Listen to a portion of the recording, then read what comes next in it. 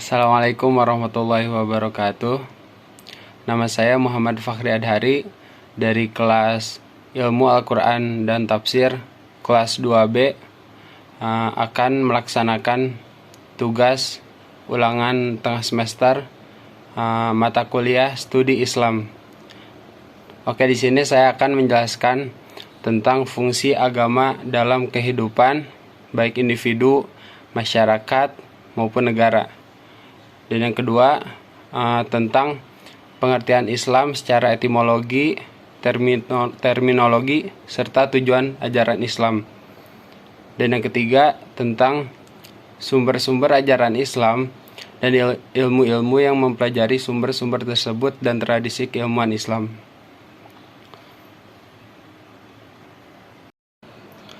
Dalam masyarakat, perlu dipahami setiap orang, pasalnya agama dapat memengaruhi kesatuan masyarakat. Di sisi lain, agama juga bisa menjadi perusak ketika kekerabatan dan konsekuensi melemah dan mengendur. Menurut Kamus Besar Bahasa Indonesia atau KBBI, agama adalah ajaran atau sistem yang mengatur tata keimanan atau kepercayaan dan peribadatan kepada Tuhan Yang Maha Kuasa, serta tata kaedah yang berhubungan dengan pergaulan manusia dan manusia yang lainnya di lingkungannya. Agama dapat diartikan sebagai sebuah kumpulan aturan yang mengarahkan manusia pada arah dan tujuan yang baik dan benar. Adanya agama bertujuan untuk menjadikan tatanan kehidupan yang berasal dari Tuhan, di mana hal tersebut mampu membimbing manusia menjadi seseorang yang berakal dan berusaha mencari kebahagiaan baik di dunia ataupun di akhirat. Masyarakat adalah sekelompok individu yang ada dalam suatu kehidupan dan berinteraksi dengan individu lainnya. Agama dan kehidupan masyarakat tidak mungkin dapat dipisahkan, disebabkan agama itu sangat diperlukan untuk kehidupan bersosial. Fungsi agama dalam masyarakat bisa kita kenali berdasarkan praktiknya.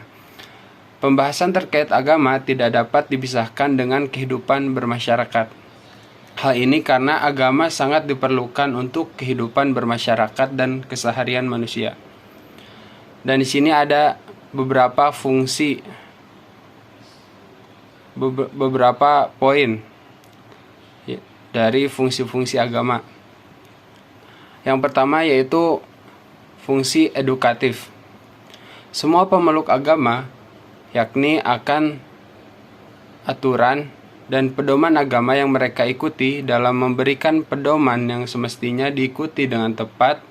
Secara hukum, ajaran agama memiliki fungsi perintah dan larangan. Kedua unsur perintah dan larangan tersebut memiliki latar belakang pembinaan bagi pemeluknya agar terbiasa dengan sikap dan perbuatan yang baik sesuai dengan ajaran agamanya. Dan yang kedua adalah fungsi penyelamat. Fungsi agama juga sebagai penyelamat. Orang selalu menginginkan keamanan dimanapun mereka berada, agar terjauh dari segala mara bahaya yang ada di dunia ini. Oleh karena itu, kehadiran agama memberikan keselamatan pada pemeluknya, yakni keselamatan dunia dan akhirat.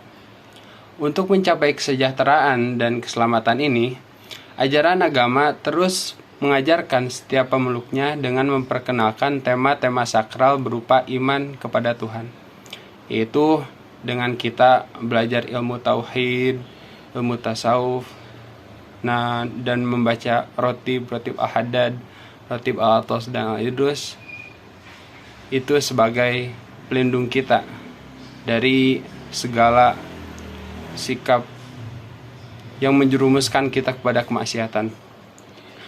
Dan yang ketiga yaitu fungsi sebagai penyedia rasa damai. Melalui agama, orang yang bersalah atau berdosa dapat memperoleh kedamaian batin melalui bimbingan agama dengan taubat dan penyucian. Rasa bersalah dengan cepat menghilang dari hati kita ketika orang yang menyakitinya menebus dosa melalui penyesalan, pengakuan, pemurnian, dan pertobatan.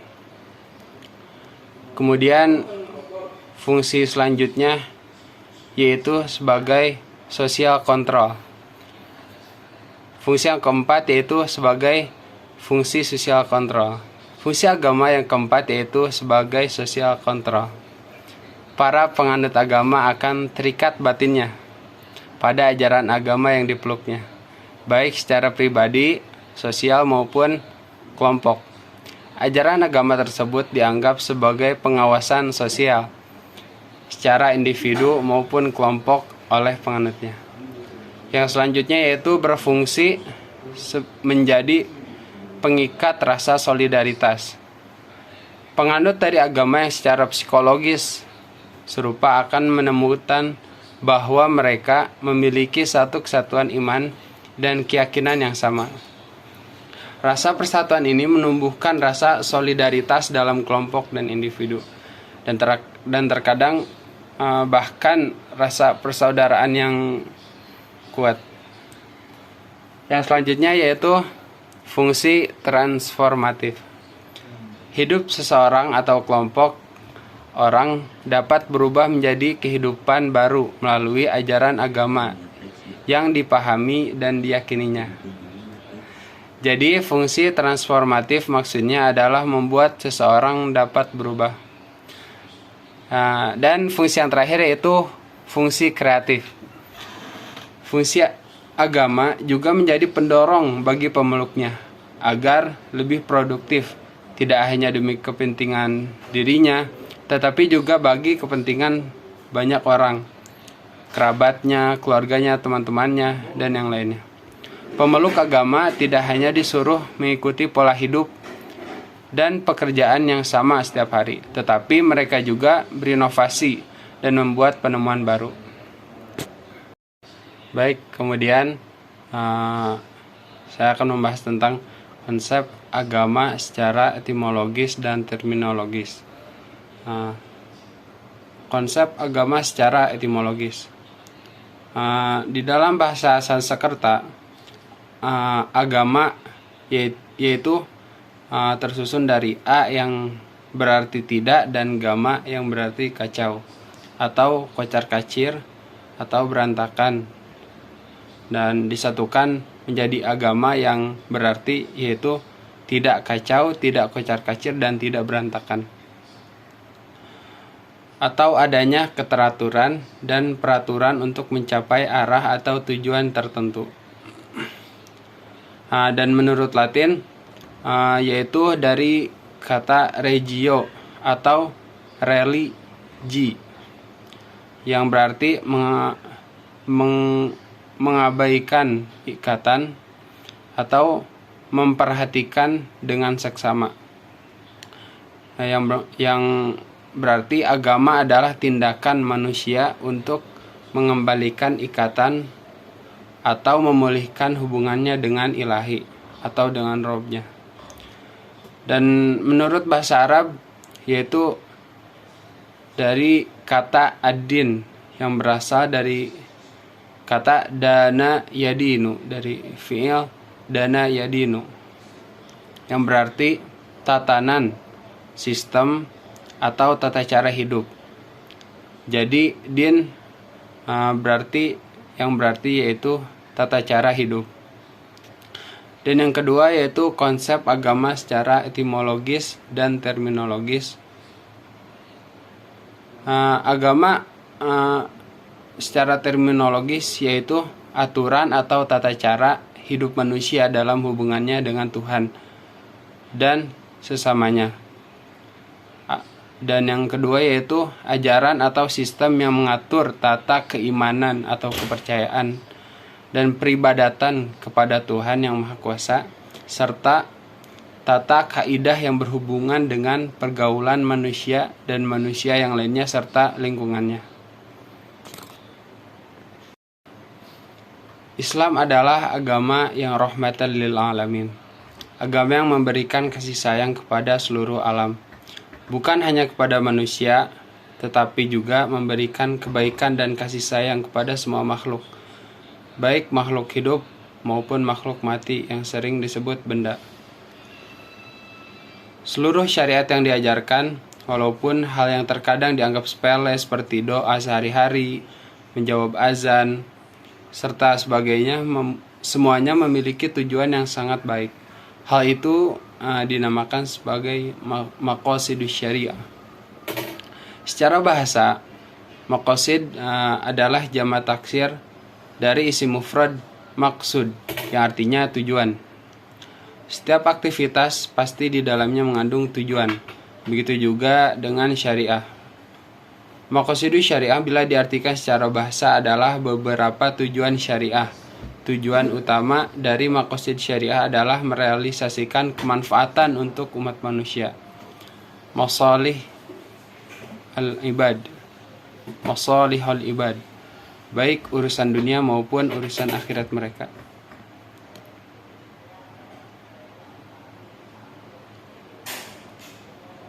Para ulama menyepakati karena pada dasarnya semua ketentuan dalam syariah adalah bertujuan demi terciptanya. Menurut Imam Asy-Syatibi, maqasidus syariah memiliki 5 hal inti, yaitu yang pertama hifzuddin, yang artinya atau menjaga agama. Yang kedua hifzun nafs atau menjaga jiwa. Yang ketiga hifzul akli, yang artinya menjaga akal. Yang keempat hifzun nasal atau menjaga keturunan. Dan yang terakhir adalah hifzul mal atau menjaga harta. Sumber ajaran Islam perlu dikenali oleh seluruh umatnya. Pasalnya, sumber ajaran Islam ini tentunya berisikan tentang hukum Islam atau syariat yang perlu diperhatikan setiap muslim. Hukum Islam ini bertindak sebagai pedoman hidup yang harus dipatuhi oleh seluruh umat Islam. Dan yang terakhir yaitu materi tentang sumber-sumber ajaran Islam dan ilmu yang mempelajarinya.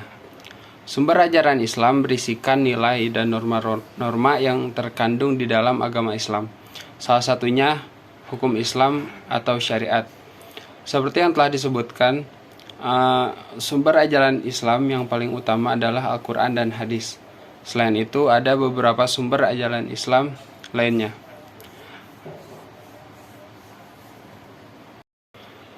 Sumber ajaran Islam yang pertama adalah Al-Quran. Al-Quran merupakan firman Allah yang diturunkan kepada Nabi Muhammad SAW. Dan Al-Quran memuat kandungan-kandungan yang berisi perintah, larangan, anjuran, kisah Islam, ketentuan, hikmah, dan sebagainya. Al-Quran menjelaskan secara rinci bagaimana seharusnya manusia menjalani kehidupannya. Dan yang kedua adalah hadis. Hadis adalah sesuatu yang berlandaskan kepada Nabi Muhammad SAW. Sumber ajaran Islam ini didapat melalui perkataan, tindakan, dan teladan Nabi. Dalam hadis terkandung aturan-aturan yang merinci segala aturan yang masih global dalam Al-Quran. Dan yang ketiga yaitu kesepakatan ulama atau ijma al-ulama. Selain Al-Quran, sumber ajaran Islam yang bisa dipertimbangkan adalah kesepakatan ulama atau ijma. Kesepakatan ulama yang dapat dipertanggungjawabkan sebagai hukum Islam adalah yang terjadi di zaman sahabat Nabi. Dan yang terakhir adalah qiyas. Qiyas atau analogi hukum adalah alat yang ampuh untuk mendapatkan putusan untuk masalah yang baru yang terjadi pada masa sekarang. Qiyas menjelaskan sesuatu yang tidak ada dalil nasahnya dalam Al-Quran ataupun hadis dengan cara membandingkan sesuatu yang serupa dengan sesuatu yang hendak diketahui hukumnya tersebut. Contohnya, narkoba yang telah dianggap tidak diperbolehkan melalui analogi hukum dan larangan dan yang diatur dalam Al-Quran. Mungkin cukup sekian untuk penjelasan dari materi-materi yang ditugaskan oleh dosen pengampu. Saya Muhammad Fakhri Adhari. Memohon maaf apabila ada kesalahan dan kekurangan. Kurang lebihnya mohon dimaafkan. Billahi taufiq wal hidayah. Khudma sofa da makadar. Wassalamualaikum warahmatullahi wabarakatuh. Assalamualaikum warahmatullahi wabarakatuh.